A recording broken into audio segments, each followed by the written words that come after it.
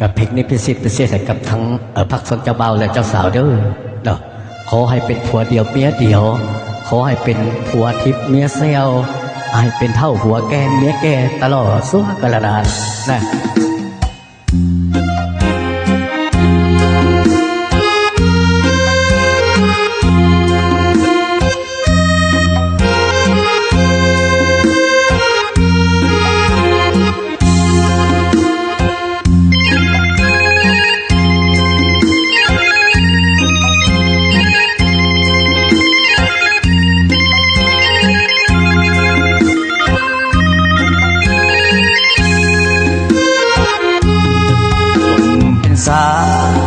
ก่อนถึงข่าวที่จะแต่งงานคงหากันมาตั้งนานสาบานกันตั้งหลายปีจึงตัดสินใจแต่งกันไปตามประเพณีเขาขอไว้พรเต็มที่วิวาจะได้มนมองขอให้มีคำมีเงินเป็นหมื่นเป็นล้านชีวิตหลังการแต่งงานจงสุขสันต์ด้วยกันทั้งสองขอให้เฮืองลีอย่าทัดถิ่นถึงแผ่นดินทองขอให้ภัยอย่าได้มาต้องขอความรักให้ทีหลังโอ้เท่านั้นเมียหาผู้ตามมาสุดดังว่าเป็นสาวเท่าลาสวยกันทำมาหากินเป็นทิศเป็นทางสองแนวคิดจะเหินห่างมียังค่อยๆเว้ากัน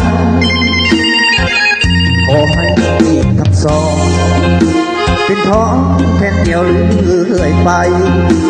ของหักด้วยความแจ่มใสเรื่อยไปสู่กาลนานที่เท่าย้อนทอ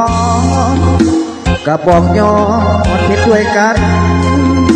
หากเดียวใจเดียวเท่านั้นสวัสดีเมตตาฟ้า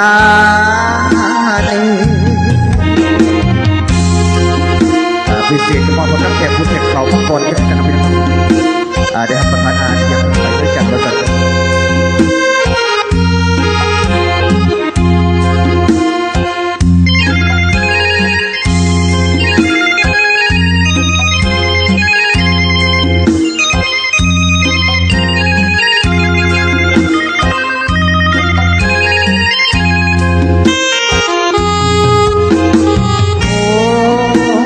ทำตัวเหมือนช้า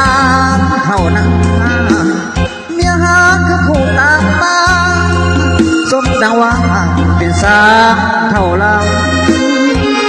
สวยกันทำมาหากินเป็นทิศเป็นทางสองแนวพี่จะเหินห่างมียังค่อยๆเว้ากันขอให้ทั้งสองเป็นท้องเป็นเดียวเรื่อยไปขอหักด้วยความแจ่มใสเรื่อยไปสู่กาลนานเท่านอนท้องกระบอกย้อนไปด้วยกันหากใจเดียวเท่านั้นสนที่เมตตาฟ้า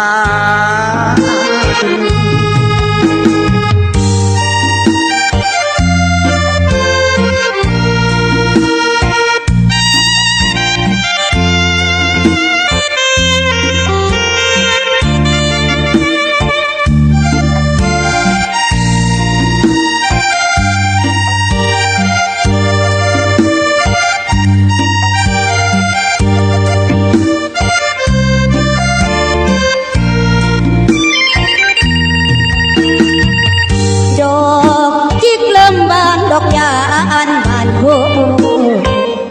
ท้องฟ้าสลัวหมอกมัวอาบุนาลสุริโยแสงทุกแห่ง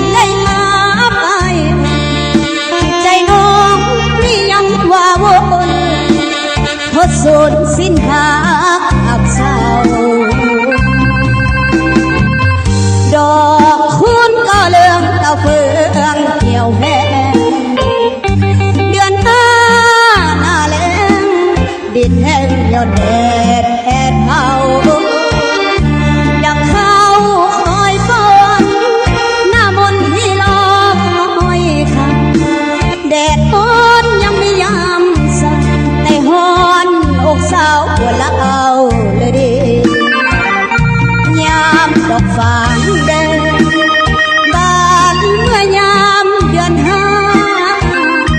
อายเคยสัญญาบอกว่าหากบ่นายนี้จะมาสู่ขอ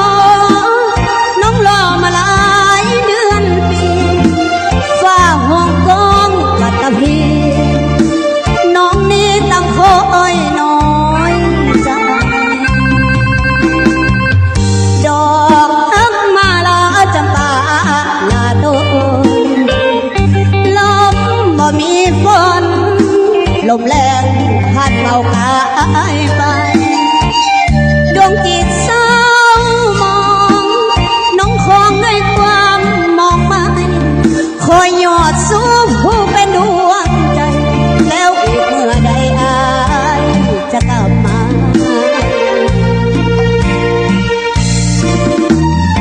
ขอสุขสบายดีนะแค่ทุกท่านคอยสวาเข้มแข็งอยู่ดีแน่